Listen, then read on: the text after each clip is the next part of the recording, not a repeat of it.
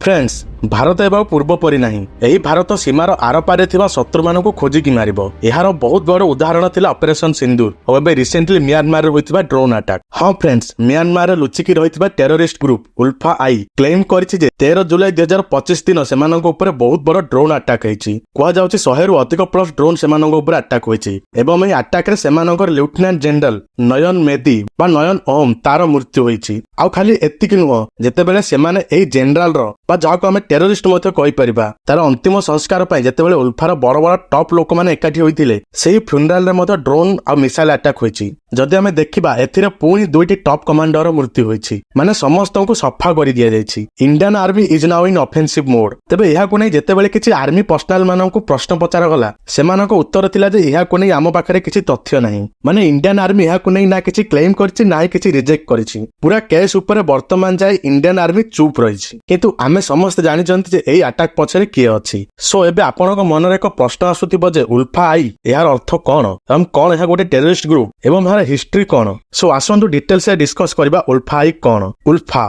United liberation front of Assam, I stand for independent. Friends, जदि हमें देखिबा ए ग्रुप रो main उद्देश्य होछि आसाम को भारत और अलगा करी एक नुवा देश बनाइबा। आई मीन स्वप्न तो बहुत बड़ बड़ सेमानकर, किंतु एहा कोन केबे पूरा हबो? Answer is no. इंडियार आर्मी थाउ थाउ एमिति केमिति होई परिबो? जे पारिला से आसी कि आम देश को भांगी के नुवा देश बनाइबे, एठी कोन जोक ना सर्कस चलछि। सो एमानक ऊपर क्रैकडाउन हेबा तो आवश्यक थिला, आउ हा इंडियन आर्मी करिछि मध्य। समय समय रे ही ग्रुप ऊपर बहुत थर स्ट्राइक करा जाइछि, सेति पई सेमाने म्यांमार जंगल लुचिकी काम करती और तांकर सब जिनिस ऑपरेट करती। सेमिति जदि देखिबा एही अटैक नाही म्यांमार आर्मी ऊपर होईछि नाही सेठारे थिबा कोनोसी लिबरेशन ग्रुप ऊपर होईछि। एही अटैक सेही ग्रुप ऊपर होईछि जो माने भारत को क्षति पहुंचाबा पई चेष्टा करूछंती। हां, आउ गोटे इंपोर्टेंट कथा मध्ये अछि, जेमिति कि आपण माने जानिथिबे म्यांमार रे वर्तमान आर्मी रो कंट्रोल अछि। सेठारे एबे आर्मी रूल करूछि, आउ ही आर्मी को अपोज करिया पई सेठारे अनेक छोटो छोटो लिबरेशन ग्रुप छिडा होइछंती। सेमानक मेन मोटिव होछि केमिति आर्मी टू पावर छड़ेइबा। सो एही पूरा केस को नै सेठारे वर्तमान एबे सिविल वार सिचुएशन चलछि, माने गृह युद्ध।